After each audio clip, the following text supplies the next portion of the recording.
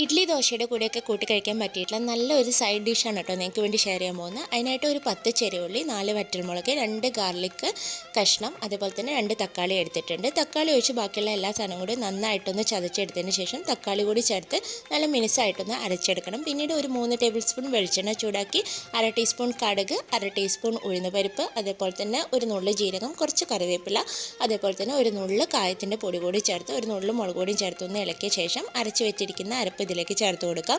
എന്നിട്ട് നന്നായിട്ടൊന്ന് ഇളക്കി നല്ല മിക്സാക്കി എടുക്കണം. പിന്നീട് ഒന്ന് അടച്ചു വെച്ച് ആ വെള്ളം വെച്ച് എണ്ണ തെളിയുന്നവരെ വേവിച്ചെടുക്കണം. അപ്പോൾ എണ്ണയൊക്കെ ഒന്ന് തെളിഞ്ഞ് വരുന്ന സമയത്ത് ഇനി ഇതിലേക്ക് ഒരു 1/2 കപ്പ് വെള്ളം കൂടി ചേർത്തിട്ട് നന്നായിട്ടൊന്ന് തിളപ്പിച്ചെടുക്കാം. ആ തിളപ്പിച്ചെടുക്കുന്ന സമയത്ത് നമുക്കിതിലേക്ക് ആവശ്യത്തിനുള്ള ഉപ്പ് കൂടി ചേർത്ത് കൊടുത്തതിന് ശേഷം നന്നായിട്ടൊന്ന് ഇളക്കി യോജിപ്പിക്കണം. പിന്നീട് വേണ്ട ഒരു 2 ടേബിൾ സ്പൂൺ അരിപ്പൊടി 1/2 കപ്പ് വെള്ളത്തിൽ കലക്കിയെടുത്ത് കൂടി ചേർത്ത് നന്നായിട്ട് ലോ ഫ്ലെയിമിൽ വെച്ച് ഇളക്കി കൊടുത്ത് കുറുക്കി മല്ലിയിലയും കൂടി ചേർത്ത് ഓഫ് ചെയ്യാം.